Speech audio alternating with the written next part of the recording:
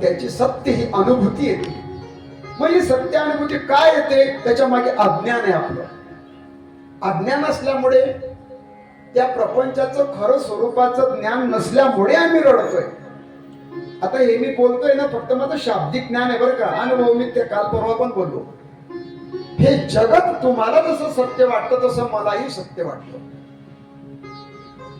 पण तुकोबराय म्हणतात, दोरीवर सर्प भासावा तसं हे भासतंय.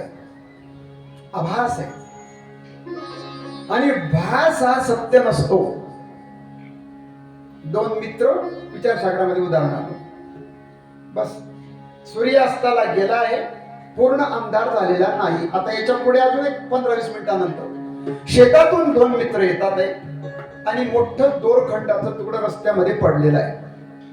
अरे थांबा, मला सर्प दिसतोय. काल सर्पाचा विचार आला आणि ते सर्प निघाला होता मोठा. असं होतं बरं कधी कधी. एकाचं लक्ष केलं, म्हणे दोरीचं तुकडं आहे. नाही नाही, मला सर्प दिसतोय, ओढवडतोय वगैरे वगैरे. एकाला दोरी दिसते, एकाला सर्प दिसतो. म्हणे आता थांबा, गडबड करू नका, मी मोबाईल काढतो आणि बॅटरी लावतो. आणि बॅटरीचा प्रकाश पडला आणि दोरी वाटायला लागली. अरे मी घाबरलो होतो म्हणे बाबा. दोरी होती पण सर्प भासला.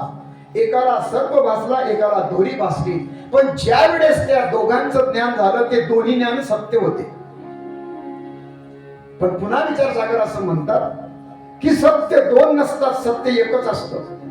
सत्य तू, सत्य तू, सत्य तू. इथे दोन नाही, तीनदा म्हटलं. मग विचार केला की ज्या व्यक्तीला दोरीवर सर्प भासला तेवढ्या वेळेपुरता तो सर्प खराच होता.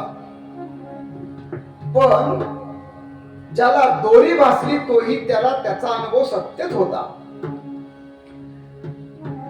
पण प्रकाश जेव्हा पडला तेव्हा त्याचा उलगडा झाला. दोरीच भासली